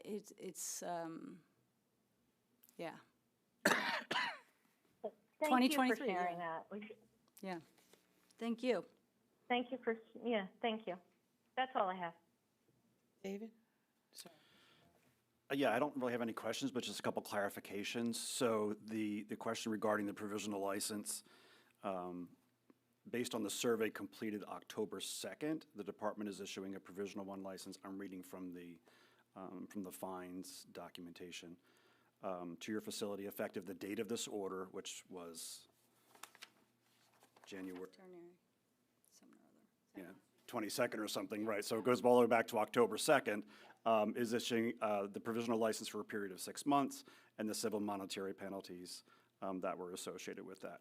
So that provisional may start on October 2nd, even though we were just notified, so it may start then, that clock, I don't know, or it may start when we got it. But when you actually get the license itself, it will, the provisional license, it'll tell you the timeframe. So, and that deficiency, that survey that was October 2nd was not related to staffing. That was one of the elopements. That ended up in the J, which is the highest level of deficiency, when there was the elopement from the facility and the things that, you know, that were related to that. And I think it's partly why I get a little hesitant to answer the questions, no, I because understand. obviously No, I'm I'm not. just offering clarification. No, and I appreciate Yeah. that. So Ms. Morton can offer that as well. I can tell you that if you would care to go into an executive session at some point, we can also provide additional clarification about Okay. those elopements and such. Yeah. Yeah. And the, regarding the public information, the CMS website, and again, don't quote me on the specifics, but the CMS website, I believe, is 90 days behind actual surveys. So if you looked at it today, it would be 90 days prior. So there's a 3-month period where it is not reported just because there's that much of a lag. The Pennsylvania Department of Health website does a little bit better. I think they're 40, it says right on the top, there's a 40-day or 41-day delay from an actual survey to it being posted on their website. So the ask to you for that is, because if we're relying on the public data, we're not gonna have that information for, let's say, at least for 40 days. So if anything happens, if we could be notified of that, because we're not gonna know it by looking at the public yeah. website. Not a Because, just because of the lag time. No one wanted you to go out and get that information yourself, but it is available. It's a possibility, but we'll get it to you first. I have all the information from Okay. what's public. I mean, moving forward. Yeah. I Move have- forward. That's what I'm I saying. have everything in front of me, which I'm shuffling through to try to, you know, a lot. keep it It's a lot. organized in my I head. know, it's a lot. So I apologize if I'm shuffling papers, but no, I have all that. I'm good with that. What I'm saying is, if something For- happens for- yeah. today, we're not gonna know about it from the public website for 40 days. Right. So Yeah. we would need to know that information.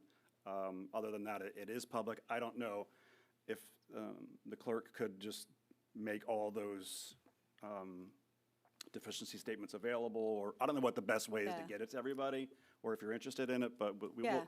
we'll figure that out. Totally, Because and it is I all- understand. because it is all public I information. understand the lag Right. at the state level and all the reporting, specifically in reference to the fact that John Cusick was referenced as president. So I don't think he was president while I was a council member, and that was, 8 years ago. Yeah. So I get the lag, okay? We're on it. Okay, yeah, Promise. I just wanted to make sure everybody realized that is the, that is the. I know. That's the delay, as far as that's concerned, and. Yeah. I don't have anything additional at this point. But so John thanks. Cusick would have been the first one to tell you what that website said, because he'd I say know. things, I'm like, how do you have time to look at that? But apparently he did. I have some questions as well. And again, thank you for the beyond thoroughness of this report. I will not repeat what I said, but my sentiment stands. What's our census today? Oh, Jesus, we weren't even like. The last time that I got the actual census data was last week, and it was like 497, with heads in beds at like 495 or 4. So it's hovering around 500. We'll be able to get that for you. First of all, I can email it to you tomorrow if you really want to know. Ms. Morton can talk about We'll it be back in 2 weeks, but Yep. just that's Yep. helpful enough. Yes, and well, we'll wait till Gracedale for that. Never mind. Say what? We have a new admissions coordinator now. yeah. That's all I was going to say. So we're moving. I have a question about elopements, because I don't know that we've really ever talked about them before. And so what makes an elopement? Because this is people's homes, right? Not everybody is locked in a bed. Some people are ambulatory, they can go out. So what distinguishes someone just leaving of their own free will to go somewhere, or really, once you're there, you're not allowed to do that? What is a term for elopement? I have lots of general information about that, but I I suspect. would like general, not specific. I suspect Mr. Holland might actually, I mean, Ms. Morton, if she was here, she would dump all that on you. Do you want to take a stab at that? That is a somewhat moving target as far as elopement, because that's a big issue. What is an elopement? So my understanding generally is that if somebody leaves the facility and the facility does not know that they have left the facility, and that person has been deemed not to have the capability to be safe, then that is considered an elopement. Now, it gets a little gray because there's an elopement when they leave the building, if they're still on the grounds, if they're off the grounds, if they're in public, there's a lot of argument with that. But basically, it's if the facility does not know and has not deemed that person competent to go about their business, and they leave the building or leave the grounds, that is the definition of an elopement. So anybody can leave whenever they want. They just need to say, hey, I'm going down the street, or I'm going out to dinner, what I'm going to do. Just let the facility know. And if somebody's deemed competent, by their own rights, it's their home. They don't really have to let anybody know, but there are policies, obviously, from a safety standpoint, to know who is in the building and who is not. Is that helpful? Yeah. Well, because it's, because it So is their home, so people are allowed to leave and go out, but I hear it's the But some people are- accountability, and some people might think that they're competent enough to leave, but Right. perhaps Sure. may not be at that positive mental status level, correct? So. Right. So we'll leave it at that. Oh, fair enough. I don't know how to ask it, so I'll just do it the way that I can. I think a lot of effort has been made to increase this census from where it was last year, and I'm not sure if that was financially motivated. I don't know if you can answer that or not, if that was requested, because I realize that the IGT funding is tied into the amount of heads and beds. Yes. But Bingo. so part A is, maybe you do have to answer that or not, but do you believe that that's still a wise practice at this time? What's Maintaining a high number in the census? I think that is a conversation that Ms. Zirinsky and I have only started to have, because there may or may not be shifts from the prior administration. And you are correct on everything that you said, to my knowledge, and I don't want to get too far into the weeds and misspeak. But there are financial ramifications of keeping all of your licenses versus not keeping all of your licenses, how many heads and beds. And so currently, with the number of licensed beds we have, that magic number is 585, right? So we are committed to 520, and 20 of those would be short-term rehab. But truly, where we have been working towards in our minds is that 585 number. And the rest is, I think, conversations that we're just beginning to have as Ms. Zirinsky gets her feet wet. But yes, and it was increased, the census was decreased a few years ago because that's personnel related, and I can certainly tell you about that. And then when we got to a place where we felt safe and comfortable, then we knew we needed to get the census back up. And so 500 was, as we really worked hard to get there. And obviously, we're still trying. But I think once we get all of the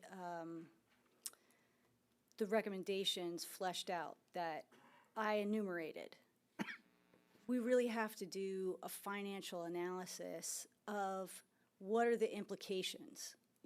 What are the implications to staff? What are implications to the unit? What are the implications of the money that we get from the government? All of that goes into assessing that number and how we can maintain the quality of care. So it's going to take a little bit of research and a little bit of analysis and a little bit of time. And I can't guarantee that that's going to happen in 2 weeks. I can almost guarantee that it won't. It will not. Yeah. So, again, that's one of the reasons why we're asking for your patience, because we are trying to find a solution to this. But there's just a lot of moving targets and a lot of pieces to this puzzle to put together. And some of them are, when I tell you that we're trying to see are the right people in the right position, that's part of the equation too, because if you have a team You have to make sure that the players are playing in their positions and that they're doing their best. And that, when you have as many employees, and it's an evaluation process that's going to take a little time. And we're committed to doing it. And we're committed to doing it transparently and giving you the information as we develop it. I don't have any doubt about that, given tonight. And again, I don't think anybody is personally holding you accountable for this in any way, shape, or form. I think it's obvious what was inherited and not. And but I can only speak for myself. I can't speak for council. But I would say that if it is necessary to preserve and protect Gracedale as an efficient county nursing home and a safe county nursing home, and you need to build it back better, slower, with less people, I would not, as long as it's, there's a sweet spot between both things. The safety of the residents, and the staffing, and the fiscal numbers. I know it's always been a juggle, but I am not advocating in any way that you have to hurry up and get it done, and make those numbers happen, because I guess a sub-question is the state willing to work with you? But I assume they would, given that I believe there's only 12 left in the state now. Somebody said 14, but I think there's only 12 of us. There's no 'Cause somebody indication- just sold recently. Yeah, there's no indication that they're not Right. willing. So if they're willing to work with us and build it slower, or, Well, because- those are conversations that we have to have, and the resolutions that I requested you to pass will help with that, I'm certain. I am more than willing to go out to Harrisburg and have meetings with people. I'm more than willing to knock on any doors that I have to and open them so that we could get the resources that we need to make the quality of the care and the safety the way these residents deserve. And again, I'm committed to that. Would you be willing to revisit the membership of that board and consider different appointments? I'm referring to your transition idea of. Yeah, the advisory board. Which we would have to probably do a resolution to eliminate, which wouldn't be horrible, because if you wanted the resolution to create, but would you consider reconfiguring that board? Yes, and we have considered that. We are in the process of considering that, because the question is, who are the members of that advisory board? I don't want to just discount the participation of the members that already exist, but certainly we can include more members, and I know that Mr. Holland has already expressed interest. He is the current liaison of the advisory board, and so we need to understand what an effective number in a task force would be. Is it 7? Is it 9? How many people do you need to draw into a consensus so that you can still get things done and that you're not mired in dialogue, conversation, bureaucracy, XYZ, right? So we're evaluating what should the task force look like? What are they going to be tasked to do? And what is the relationship between council and then the relationship between the administration? Do I sit on that task force? Does Sue sit on that task force? Do we not sit on that task force? Like, there's a lot of questions that we're having, and we're not going to do that and have those questions answered in a silo. We've already included Mr. Holland in a lot of these conversations already. I mean, at least 2, right? And it's week 5. Again. Not Timeline even over. noted. Not even over. How many weeks have you been executive? If you keep Five. there- Let the record reflect that For the it's cla- 5 Thank you for the weeks. clarification. When I was first here, I was on the Gracedale Advisory Board for several years, and when we met, it used to be the Director of Premier. Were you and I at those meetings, as well as several citizens? And several staff members were there. My question is not like necessarily the number, but I think that there were other people that were on that board over the years that had a variety of experience in healthcare or with aging, et cetera, and that to be able to combine some of those types of folks with Yeah. people who just have the love of Gracedale, because the love of Gracedale alone is not what's going to make this Believe me, better, we know that. right? Oh, we got it. My last question, then we can motion to for executive executive session, is, and with no disrespect to Ms. Wondolowski, I'm very happy to hear that you're willing to spin off and create another position possibly, because I know more than anybody what a heavy lift you have. And the weight of all the other departments under your purview, along with this, is really probably too much for one person, and no disrespect to your abilities, but to your continued mental health and ability to have a good heart rate and healthy and manage your family, I think it's not bad to We're think. really taking care of our. Tara's doing a great job. I do just want to clarify, you did not say this. I was not complaining. I Know that. love what I know do, that. but to do it full justice, I can't, I know, and I don't really care to admit this publicly on YouTube forever, but I know that I cannot give everybody everything that they need across everything all at one time. And until it's different, I will continue to do the best that I can. I think when you know what your limitations are and you're honest about that, that's going to help us get better. And again, you have a big lift with all the other departments as well, so. The thing is, in order to do that, council has to allow us to do that. Well, So we're gonna that's- have to get that to you. And if that is part of the conversation that we're having now, I'll be happy to get that in the works, because I think the sooner that we do that, the better.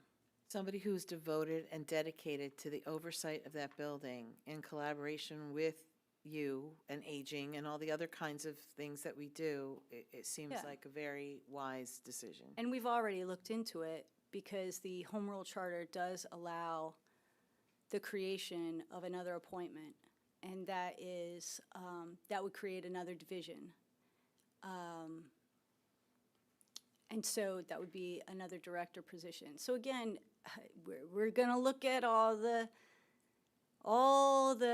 pieces of the puzzle as they go together, because then we also have to find a person that can do that, and another heavy lift, you know? And I think that this all has to coincide with helping to change the public perception of Gracedale. Because again,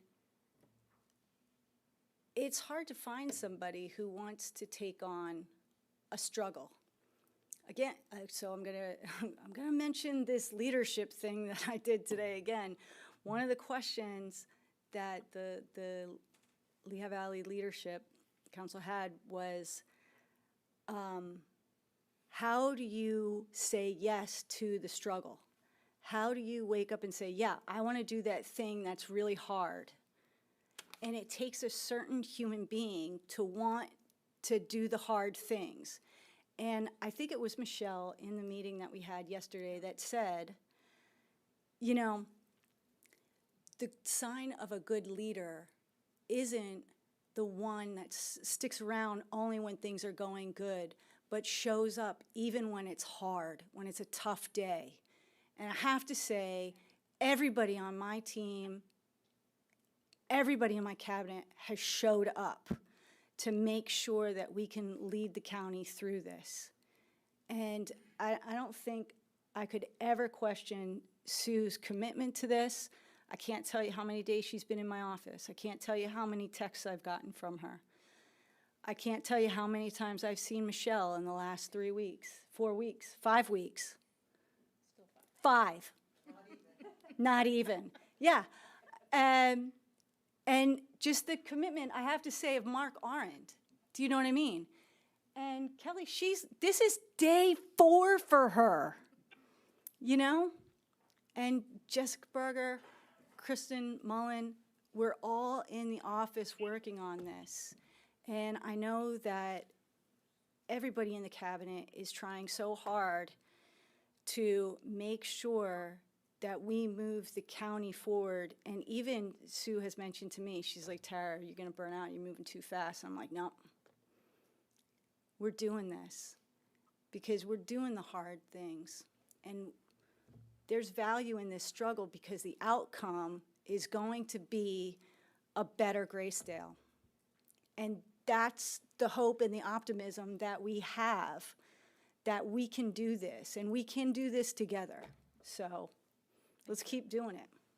So with Can that, I say anyone? something? Yeah, I have something to say.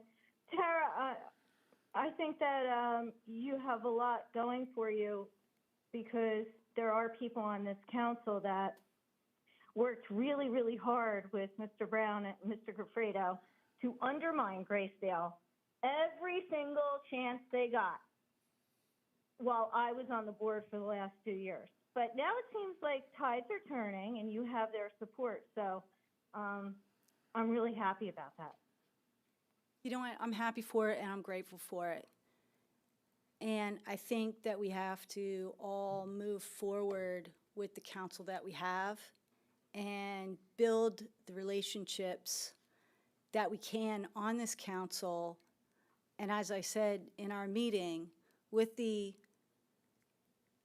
understanding that everybody's intention is good, that all of our intentions are aligned, and that our intentions are to make Gracedale better, to give the quality of care to the residents that they deserve, and to serve the people of the county that we believe we were called to do. I do have one additional question. Ms. Vargo Hefner's question about elopements prompted me to think of something that I had meant to ask before and I forgot. And this may be a question for Ms. Morton, so feel free to say that if it is. Have we looked into using any technological approaches to dealing with the elopement issue? Yeah, so I will let her elaborate on that, but they do have electronic bracelets or anklets for that reason. And I will let her tell you the rest of that because I will not get it correct. Fine, thank you. You're welcome. A point of clarification, no one's working against Gracedale. No one ever was. Everybody wanted accountability. And again, I will state, we've gotten more accountability tonight than we had in, I'll say, 6 years. There was a Gracedale pre-COVID. You were part of Oh, that yeah, with I me. remember that. And then there's the post-COVID years and the build back. And it's been different for the past 5 years. So, But there's a lot of history that goes into that, and I've taken and a it both little time predates our to- time, Yeah, so. it definitely does. But I want to say, no one wants to bash the previous administration. We understand what we have inherited, and I recognize that the previous administration probably had the same intentions to do the best and make the best decisions. And I'm going to accept that as a principle. And I think that if we all accept that as a principle, that moving forward, we can just continue to move forward as a council aligned to doing the best that we can for the county. And let's just keep that as our forward thought moving as sort of like a guiding principle for our efforts. So with that, I'd like to make or ask for a motion to enter into an executive session for the purposes of discussing personnel matters and possible litigation. Are those the only topics? Okay. Can I say something beforehand? Yes. Do we need to vote on that first? Yeah. No, you need a motion, you need a second, and then we vote. So can I speak about something? So Yes. moved. Hold on, David don't anybody second that. speaking. For the next meeting, I just have to say this because we had these discussions before. we're going to talk about a third party, potentially with consulting or support.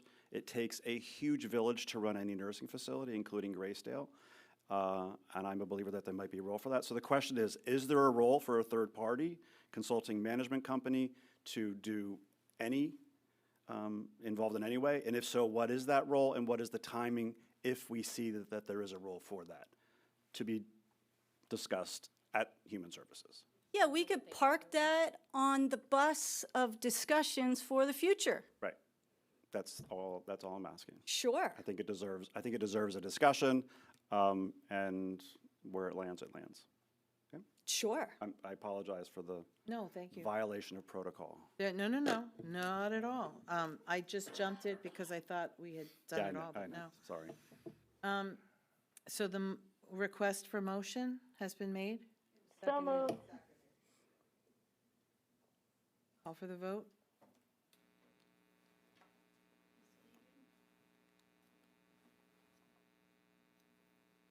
Keegan, Yes. Ms. Vadum, Yes. Fayum, Yes. Fargo Hefner, Yes. Mr. Billet, Yes. Mr. Giovanni, Yes. Mr. Holland, Yes. passes by a vote of 7. So no notes and,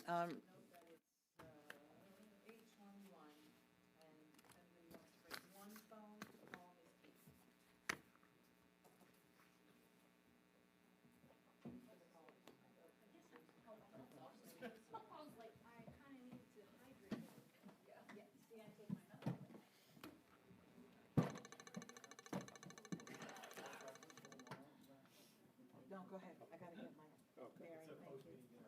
Thank you.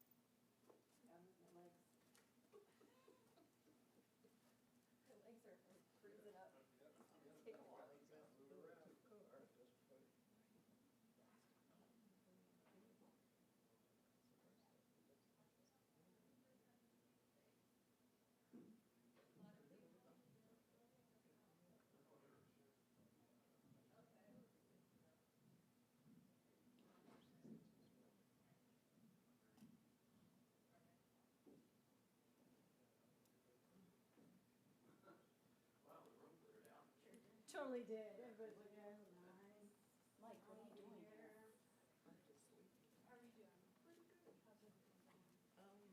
Yeah, there's lots of stuff.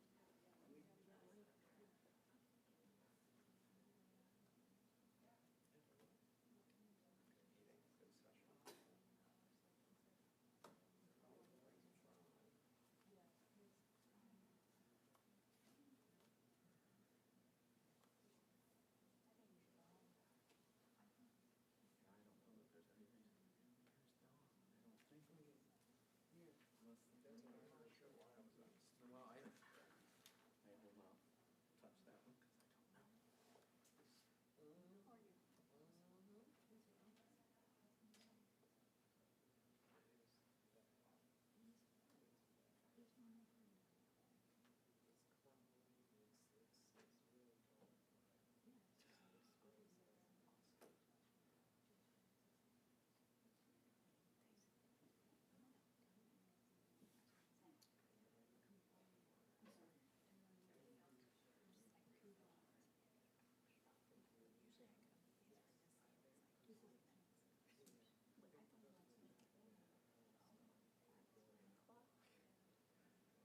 Just to clarify one thing.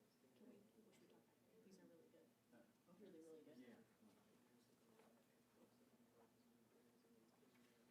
Oh. They did. They were talking about.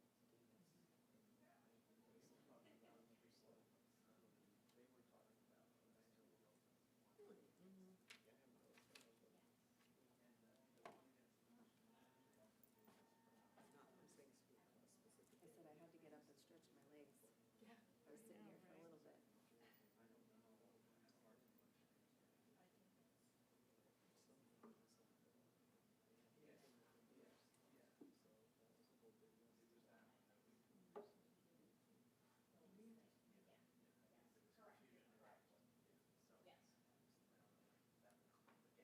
That's fine. No, I appreciate that. Appreciate it.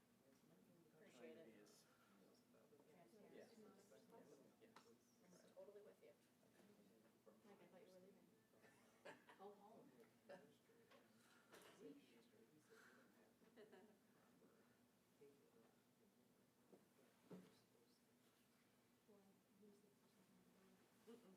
Yeah, you can go, Mike.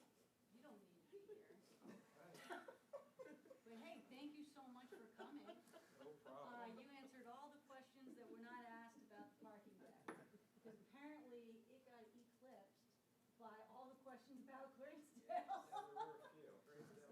There were a few, but I'm sure you learned something along the way, uh-huh. Always. I'm just kidding. See ya. Good night. Good night. Good time.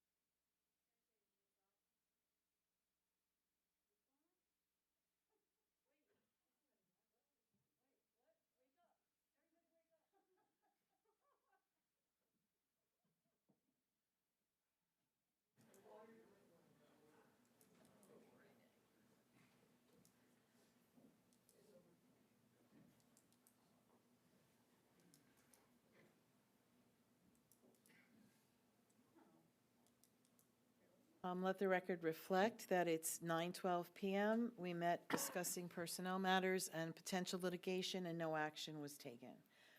Is there any other new business this evening? Are there any council committee reports? Council liaison reports? Yes, I have. I attended a meeting of Porter's Lehigh Valley Port Authority, had exceptional years. Its net income was 5.96 million, which was staggering 4.82 millions, approximately 545% better than budgeted. Thus, unexpected operations models. Two smaller airports, Queen Airport City and Braden Air Park, operated a loss of combined 717K for the years. And it is an important to view that this is not a failure, it is a strategic choice. These facilities provide a vital community and economic values as hub for general aviation, flight training, and local businesses. Strong profit from LVIA are designed to offset this cost. A positive note, Queen City's losses were about $67,000 less than budgeted, showing active cost management. My observation and recommendation, the current model is working from a financial stability perspective. However, the council could continue to understand the long-term community value provided by Queen City and Braden Air Park. I recommend we occasionally revisit the balance with the LNA to ensure these assets continue to serve Northampton County broader transportation economics need effectively.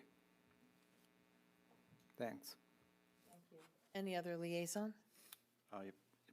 I just want to, I was invited to and I attended the Friends of Gracedale meeting this week, which is the 501c3, and I just want to extend an appreciation to all the members who attended and the members who actively participated in the meeting. I think there's a lot of future plans in coordination with the county executive to utilize that body for the advancement and the benefit of the residents of Gracedale. So an appreciation to the members of that committee. Thanks. I attended CCAP's priorities announcement and lobbying effort in Harrisburg last week. There was a press conference, and then beyond the press conference, we met with several members of the House and the Senate, trying to address these priorities and get support for them. As I reflected earlier, they are making requests that we reach out to our individual legislators to try to get support. And I would note that the officers of CCAP also went and met with the governor a week prior to this event and prior to his address to discuss, his interest and willingness to consider these as well. So, to be continued. Any council clerk report? Solicitor report. It should be pretty brief. I want to thank the members again for the appointment, and thank Mr. Sidoni for helping with the transition as possible. I haven't had a chance already. Mr. Boulette sent me. Okay. Oh, yeah. About that. I got a chance to review a draft of a human relations ordinance that Mr. Boulette sent me, so I guess that's coming up in the near future, and it's nice because it's a good start, given that it's part of my prior practice doing that sort of work. So appreciate that. I had the chance to review the constituent letter regarding the coroner's issue, and it was referenced before by the county executive, and I concur that there's nothing. Our home rule charter removes that provision cited by the constituent from the county code dealing with counties of these classes.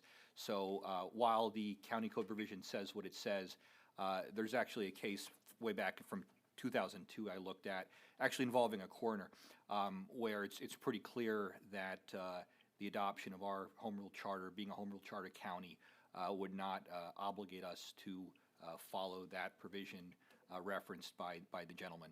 So I'm comfortable with what was represented by the county executive staff about that particular question. Thank you. I'd just like to say that Mr. Deschler's feedback on my ordinance was fantastic, so thank you for that. With that, motion to adjourn? Motion.